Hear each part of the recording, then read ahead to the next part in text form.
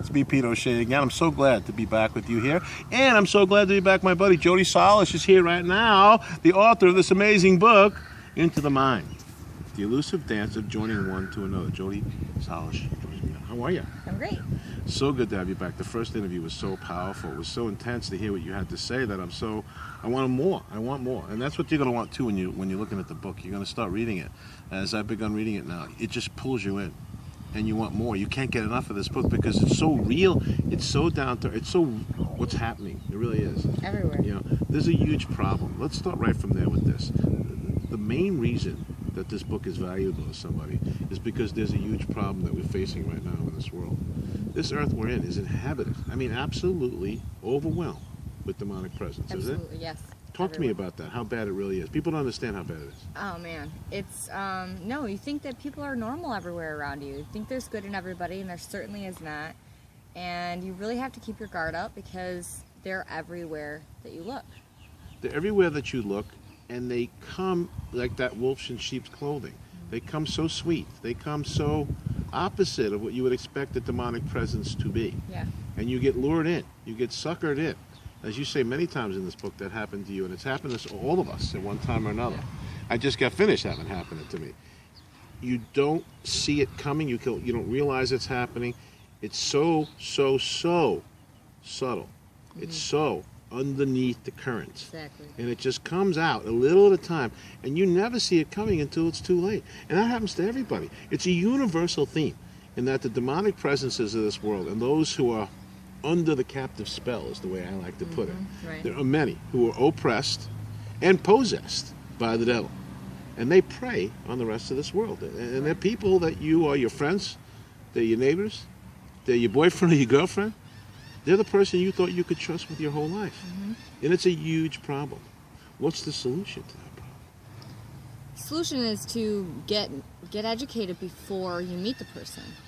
You have to know the warning signs before you meet them because you're not going to know just offhand. They're not going to have this overwhelming evil presence to them most of the time. They're going to seem very, very charming, captivating, charismatic, and then it's the intimate relationship that is going to reveal those signs. So in the book, Into the Mind here, as we're looking at it right here, you put all those warning signs, things for them to see and notice, the ways for them to avoid falling into the trap are right here in this book. Yes, everything. It's all laid out right there.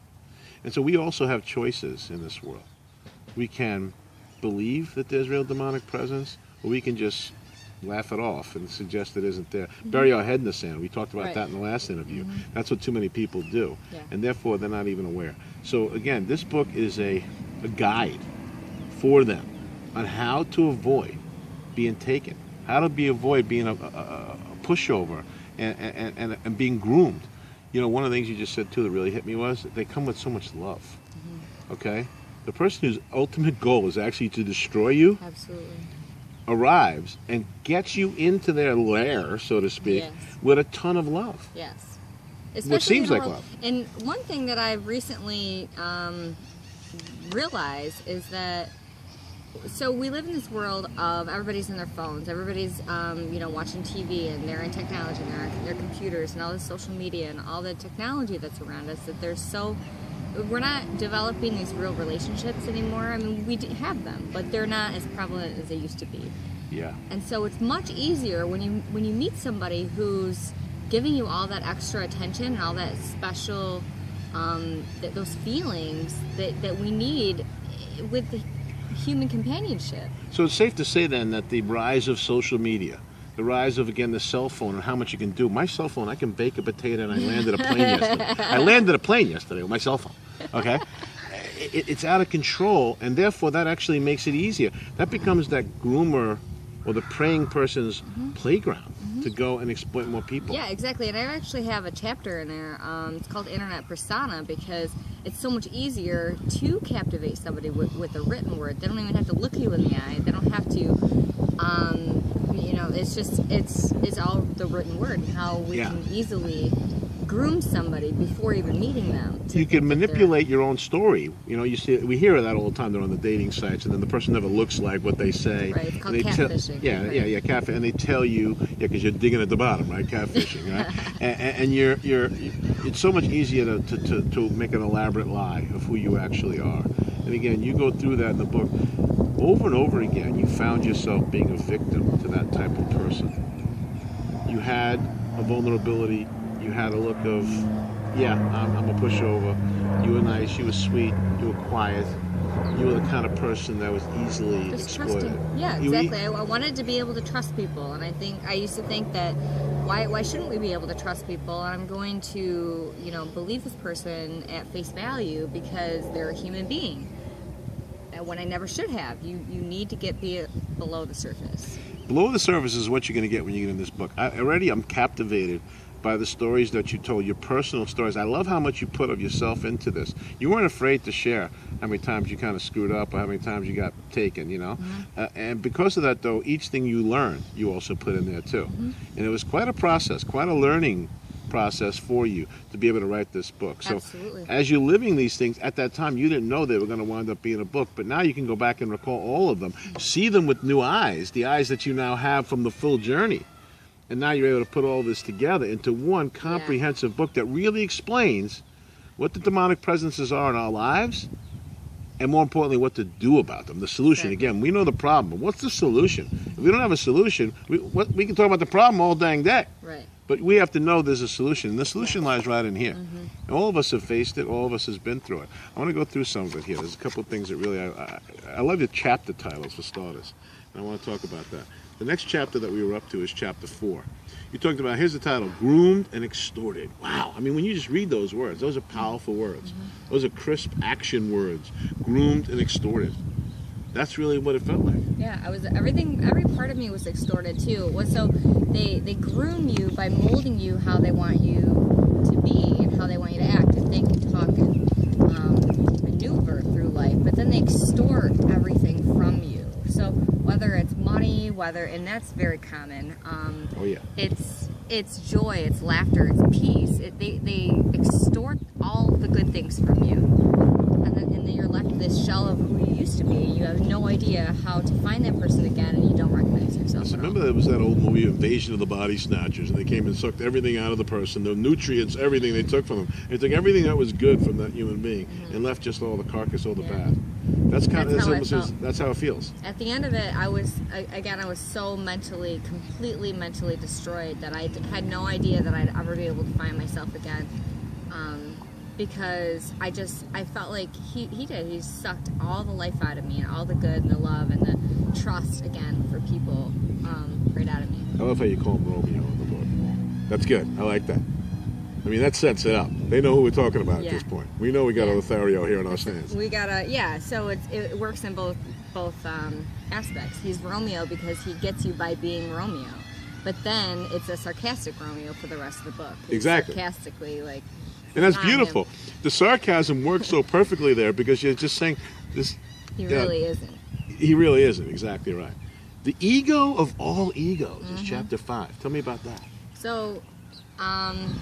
in my experience, because I've met so many of them, they're very egotistical, and they think that they're better, they think they're smarter, more attractive, and in this case, he thought that nobody compared to him. Now, they all do vary. I do say that they're all different, but they're all cut from the same cloth, so they do exhibit the same signs. The ego is a big red flag. Again, when you see that first in a person, self-confidence is something we're all attracted to. Self-confidence is something we all aspire to have. So initially, at least, it seems really cool. Yeah. And you like that someone's confident in themselves. But then again, it really slowly drips out. You see it's not confidence, it's cocky, it's ego, it's different. It became gross. In every conversation, he would talk about how other people viewed him and how... they thought, because he was a builder, so how he was such a savant in carpentry and how he just had such amazing abilities over everybody else. And how's this guy single? How are you such a good catch and how are you single still? Like, I don't get it. And he would say these things to me in just normal conversation and storytelling, and I'm like, you're pretty full of yourself. But again, you don't see it at that time that that's one of the signs, but it really is. That's one of the real signs you can see. There's a big difference between being confident and being cocky, and being really beyond arrogant, egotistic, the ego of all egos. Yes. And when you finally run into that and it becomes clear enough, that's a really true sign that that's somebody who is being led by the devil. And we say to ourselves, that's not actually happening. People aren't being told what to do by the devil. Yeah, they really are. Get into a fight with somebody today and see who actually was behind their actions, the other person. Exactly how it's they the enemies. respond. How do they respond? How are they saying everything that they're saying? What are they doing? You can see patterns in almost everybody's behavior, right? We all have patterns. But someone who is an oppressor, or someone who is under the spell of the devil and is out now to oppress others, those patterns are so identifiable now if they read your book. Absolutely. As I'm reading the book now, I'm going, oh my God, like 5 times, I'm going, it's exactly right. I mean, that's exactly right. Right? You know, and it's unbelievable. There's a spot here on page 45 in the book Into the Mind where you really talk about him and what he kind of did to you and how you felt, how it made you feel. Would you do us a favor? I want you to read this chapter to them. Will you read this chapter, this part of this paragraph to them? Okay. All right. So I said, I felt crazy being around him and constantly battled myself, my mind, and my memory. He was so elusive, dancing around my head on purpose, confusing me and acting as if he was the one grounded at all times. I felt like I was imagining things. It was like watching an illusionist perform in front of you and you constantly trying to figure him out or catch him in the act. Witness the slip-up. It was as if I knew I was being manipulated but needed to see or hear proof to actually convince my literal perception of its truthfulness.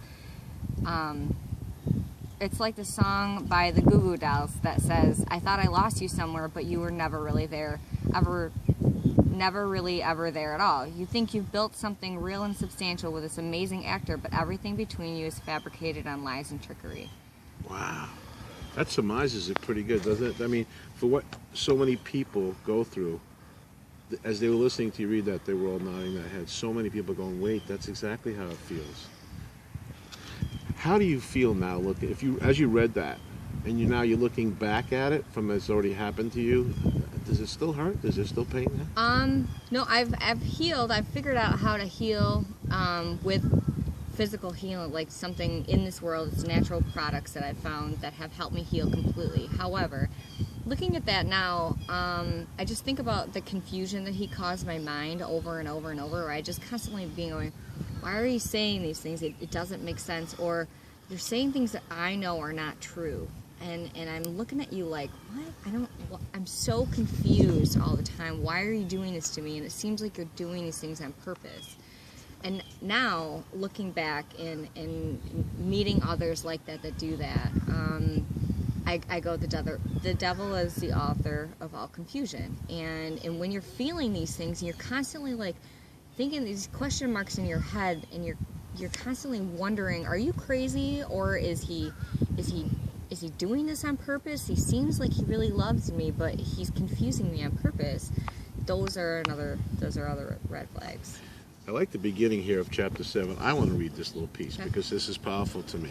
This chapter 7, is called Smoke Screens. Boy, oh boy, doesn't that fit what a groomer does, right? Smoke screens. Imagine for a moment living in a world of complete transparency where your every thought is heard at any given moment and can't be hidden from anyone. Wow. And this isn't so much for us, but for those people. We wish we'd be able to know, because again, they will laugh, they will talk to you, they will ask you questions, they'll be seemingly very sincere and honest. When you're first meeting the person, do you want children someday? Do you want to travel? Do you want to? And it all seems like everything's fine. But you're having a conversation with the devil.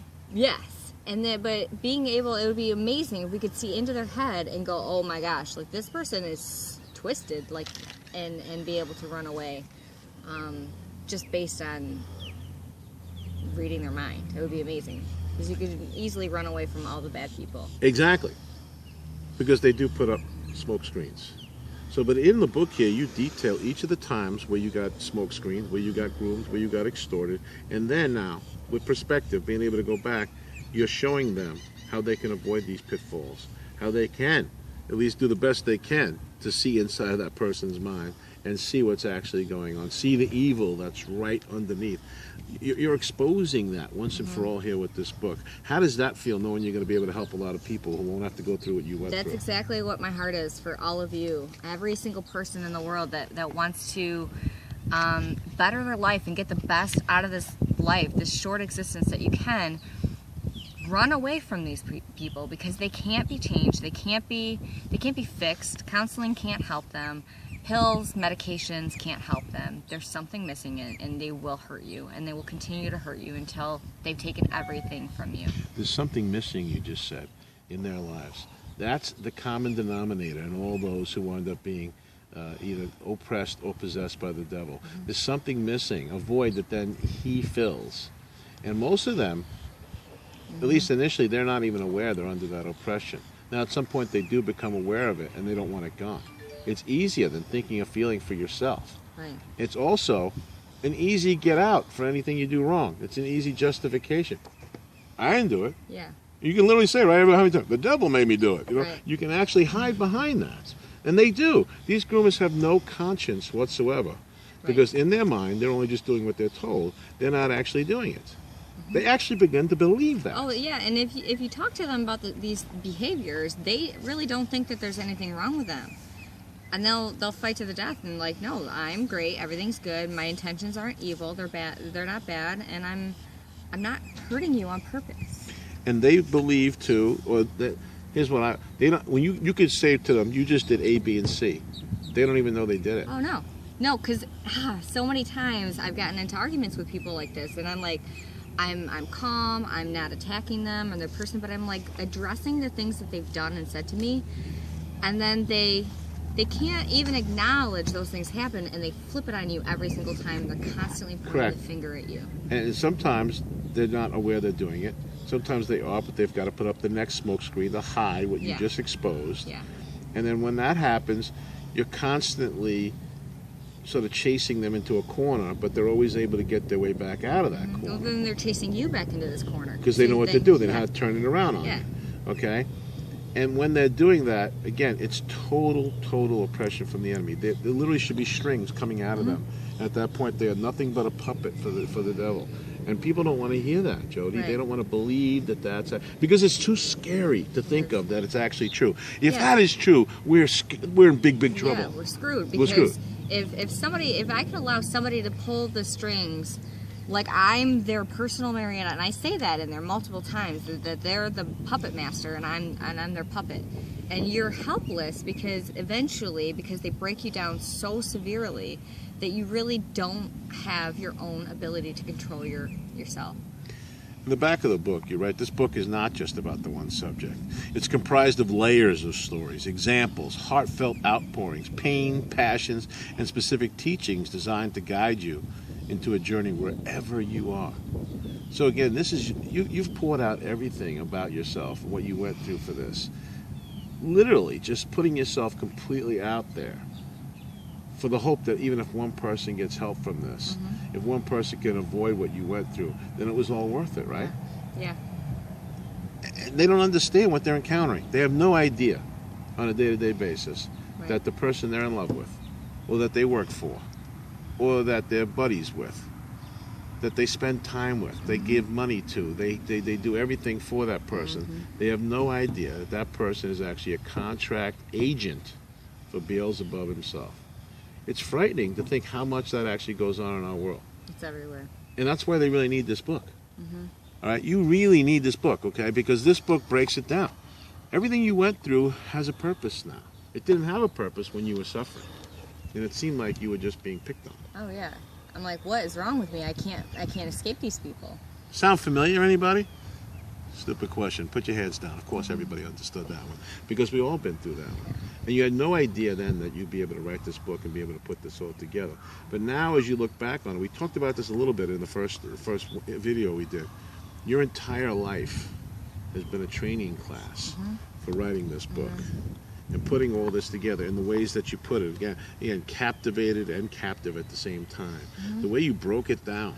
Okay, each of these chapters, you wrote a letter to Romeo. That was within the first 3 months. So We dated for 3 months. I felt like there was something really wrong with him, and I couldn't put my finger on it. I had no idea because I hadn't read a book like this. I hadn't been educated.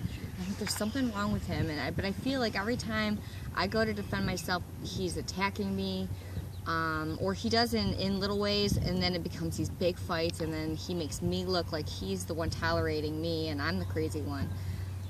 So I sat down. I was so distraught that I laid on my bed and I wrote this like 6-page long letter to him, because I knew that if I talked to him, because I was breaking up with him in 3 months, and so I was like, I can't do this anymore. He was actually living in my house, and I was like, I need you to leave my house. This isn't going to change, and I need to break up with you. But I knew that if I talked to him face to face, he would change my mind and convince me that it was other people and it was all these stresses, and he really did love me, and he proved to me that he loved me doing this and this and this.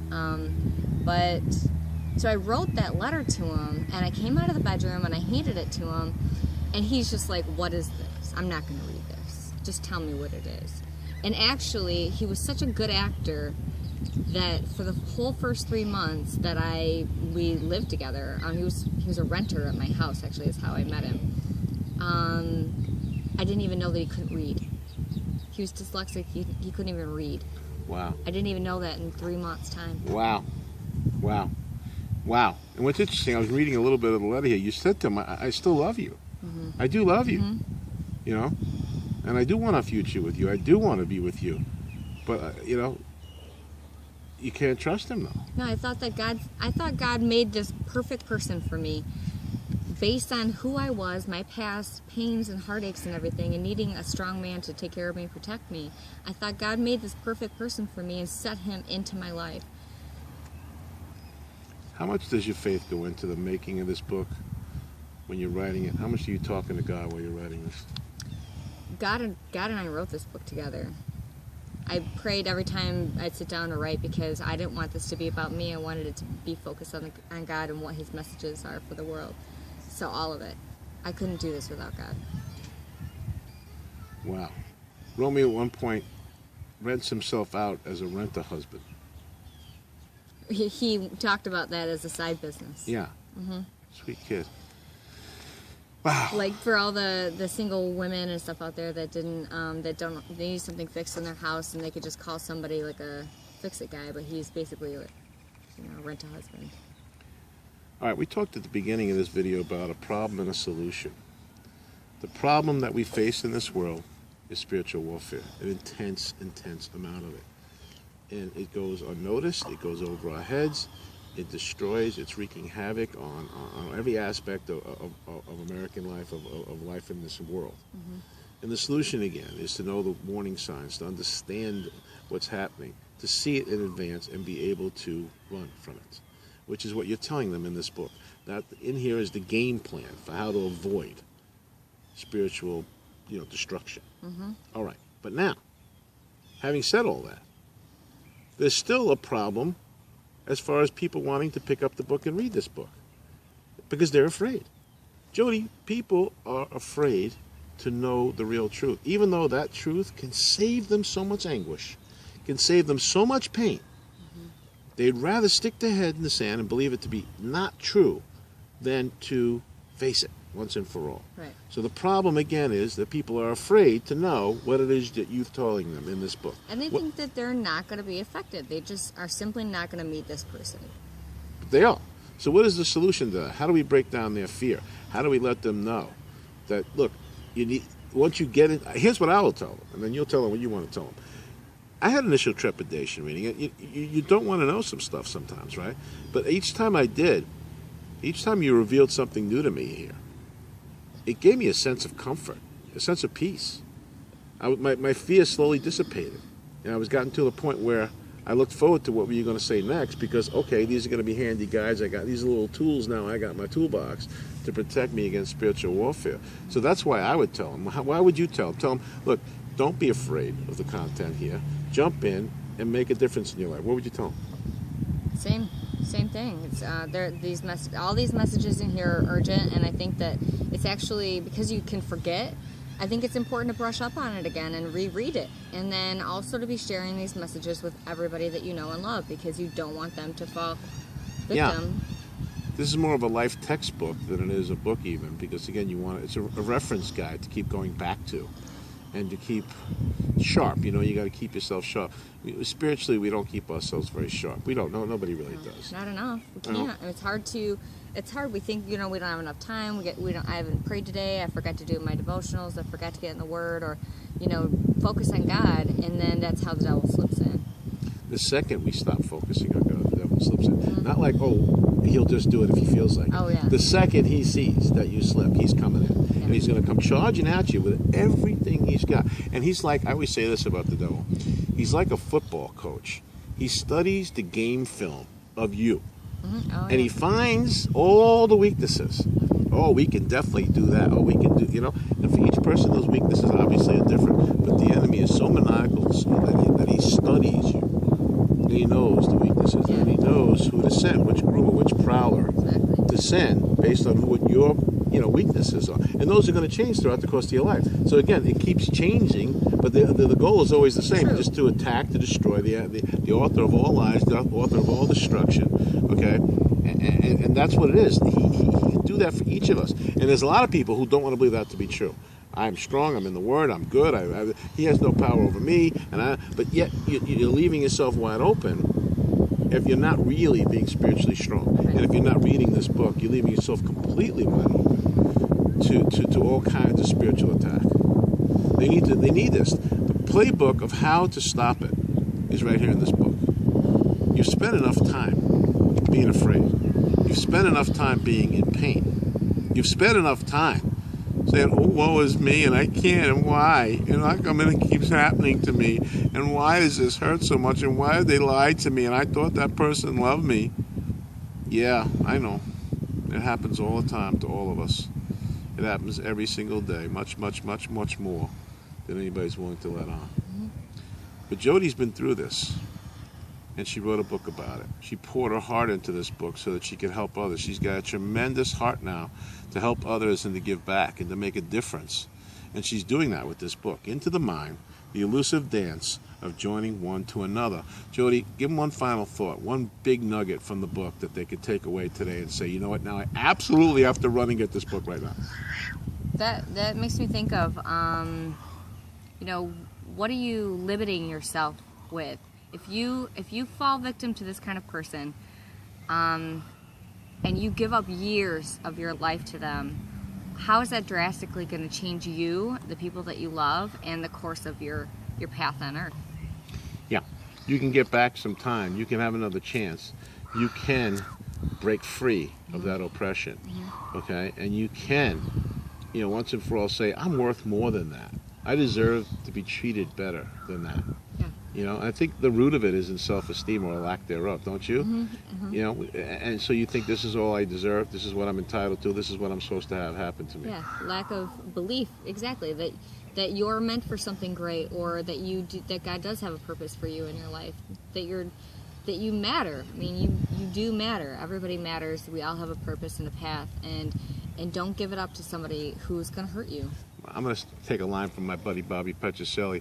He says that the crucifixion and the resurrection would be a total joke if God sent his son down here to die for junk. Mm-hmm. Okay? So he sent him down to die for something priceless, and that's each and every one of us. God sees us as priceless. We don't see ourselves as that, and that's why we don't have enough self-confidence, enough courage, enough strength to not keep being the patsy over and over again. Yeah. But again, it's all right here in this book, okay? So I want you to get the book, Into the Mind, The Elusive Dance of Joining One to Another by Jodi Salisz, okay? And right here is where you can go to the website, www.intothemind.us. There's a Facebook page too, right, where they can go see the videos. Into the Mind on Facebook, yep. Into the Mind on Facebook. I want you to check this book out. I want you to get it for somebody. Here's what I really want you to do with it. Here's what I want you to do. I want you to buy 4 copies of this book, each of you. Okay? I want you to keep one and read it. Make this your reference guide for spiritual warfare. Then I want you to give one to your best friend. Then I want you to give one to the person you haven't talked to in 5 years. And you don't remember what you fought about. You don't remember the end of it. Just mail it to them. Not a single word. Don't write anything in it. Don't put anything else in it. Just send them this book. Okay? And then I want you to give one to your pastor. And those are the 4 books I want you to buy.